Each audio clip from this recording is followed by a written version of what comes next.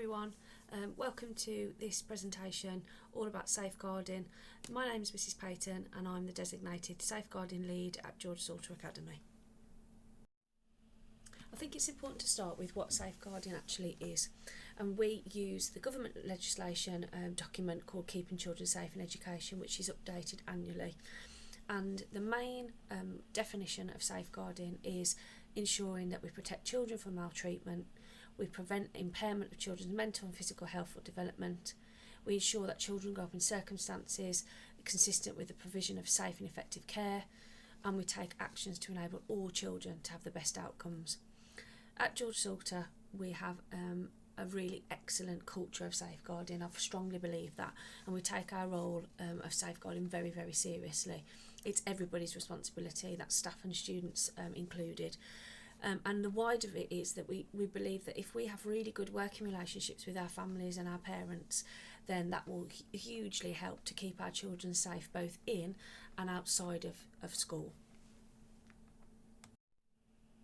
Okay, so what support does your children receive, particularly in school first of all? So our safeguarding curriculum includes many things. Every child in the academy has a weekly PSHE session which covers various topics that are age appropriate and that are also revisited as they move through the school. We have assemblies on safeguarding matters. We also follow national weeks like Anti-Bullying Week and Sexual Abuse and Awareness Week, just to raise attention to these matters and to educate children around these aspects. If we feel it necessary, we offer bespoke and individual sessions for children.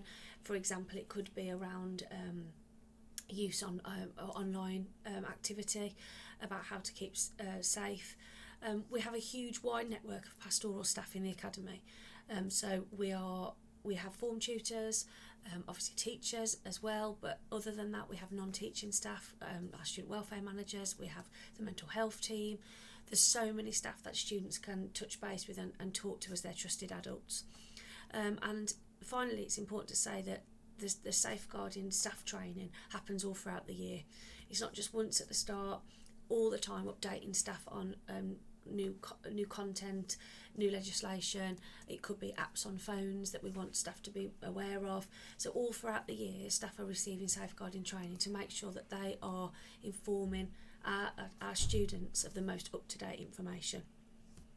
So how can you support your child at home? And these are really important things. So always talk to your child or your children and encourage them to have time with you rather than hiding up in their bedrooms, sitting on their phones. Encourage them to have time where you sit and have a conversation. I would really recommend checking your children's phones, and there's going to be a little bit more information in the presentation about mobile phones and online safety as we move through. I would recommend you install some downtime so that the internet and apps close on your child's phone, perhaps at bedtime. Again, Mr Callaghan, who's our safeguarding online safety lead, will give you more information on this. Who are your children's friends? Do you know who they are? Meet them, find out who they're hanging around with. And if they are out after school, or they come home after school and then go out for a little bit to play, have an appropriate curfew time, tell them what time they need to be back. As especially, in winter times, it gets dark very, very early. Do you know where your child is straight after school? Are you at work and you presume that they're coming home? Do you know that they're at home? Where are they directly after school? That's important as well, who they're hanging around with. And the most important thing is, if you're concerned about anything, then contact school, whether that's changes in your child's behaviour, new friends, anything at all that you see a change and you want to talk to school about it, then please get in contact. Hello, I'm Mr Callaghan and I'm the online safety lead for George Salter Academy. The next few slides will be dealing with online safety and tips that you can use to keep your child safe.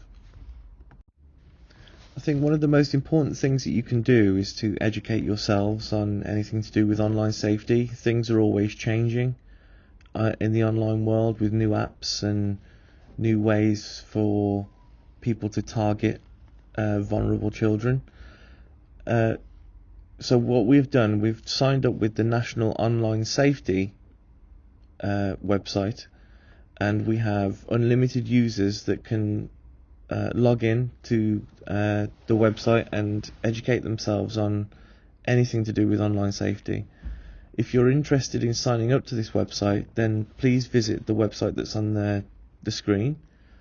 It will be going out to all parents via text message and an email.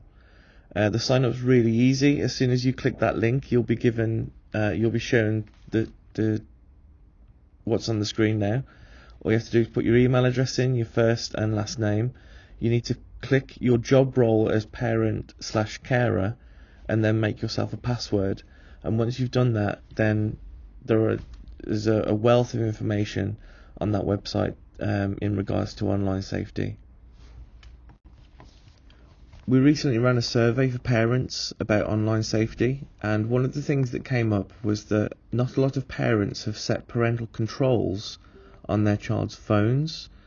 So this slide just gives you how to do that, really.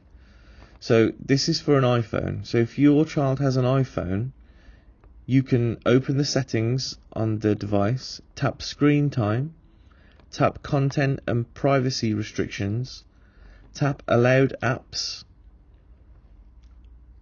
and then enable or disable the apps that you wish to appear.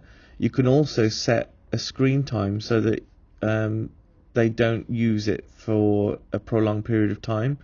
So if they're on a particular app all the time, you can then set that to, say, 2 or 3 hours, or set a time when they're no longer allowed to use that app. So say on a night time, so past like 9 or 7 or 8 or 9 o'clock, and they won't be able to get around that, so that app will then just stop working.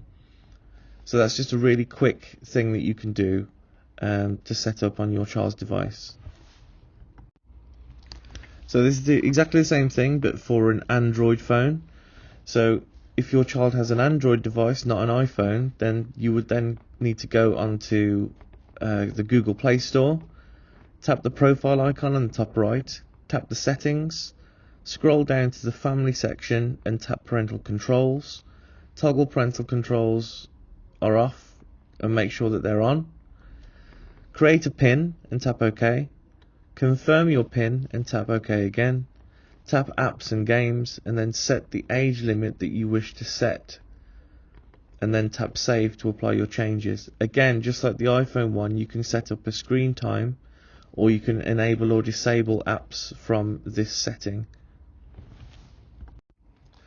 Lastly, we'd like to invite you to a parent workshop. It's happening on the 17th of January. It's going to be online via Zoom. Texts and emails will be sent out with a link that you can click on to join the meeting. If you are unable to make the meeting for any reason, then a recording will be made after and will be put onto YouTube. The main focus of the workshop is going to be, like those previous slides, things that you can do at home to make sure that your child's safe online, and also some of the traps that children fall into sometimes, and what to look out for regarding online safety. Thank you.